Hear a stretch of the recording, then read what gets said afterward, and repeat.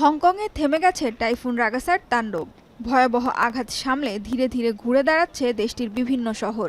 টানা ৩৬ ঘন্টা বন্ধ থাকার পর আবারও সচল হয়েছে হংকং আন্তর্জাতিক বিমানবন্দর। বৃহস্পতিবার সকাল থেকে ফ্লাইট চালু হয়। একসঙ্গে ৩টি রানওয়ে ব্যবহার করে দিনে ১,০০০-এর বেশি ফ্লাইট পরিচালনার পরিকল্পনা করেছে কর্তৃপক্ষ।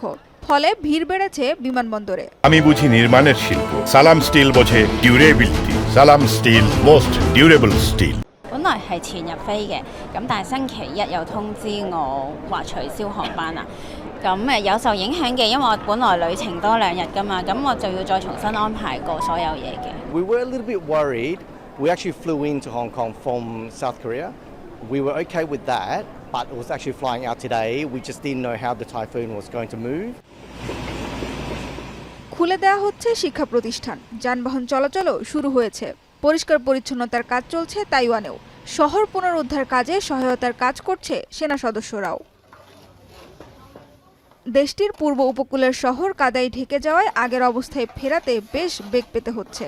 পানির সরবরাহ না থাকায় ভোগান্তি বেড়েছে। 我都听他们广播了，他讲要夺到2楼了，他讲水位一定会到1楼这样的。চীনের প্রযুক্তি কেন্দ্র শেনঝেনেও টাইফুন রাগাসার বিপর্যয় কাটিয়ে ওঠার চেষ্টা চলছে। প্রচণ্ড ঝড়ে গাছ উপড়ে পুরো শহরই অচল হয়ে পড়ে, বন্ধ হয়ে যায় যান চলাচল। উদ্ধারকর্মীদের রাস্তায় পড়ে থাকা গাছের ডাল কেটে সরাতে দেখা গেছে। টাইফুনে শেনঝেন ছাড়াও গুয়াংজু সহ আরও বেশ কয়েকটি প্রদেশেও ব্যাপক ক্ষয়ক্ষতি হয়েছে। তবে বিপদ এখনো কাটেনি চীনের। রাগাসার তাণ্ডব শেষ হলেও আবহাওয়াবিদরা বলছেন শিগগিরই আরও শক্তিশালী ঘূর্ণিঝড় আঘাত হানতে পারে চীনের দক্ষিণাঞ্চলে।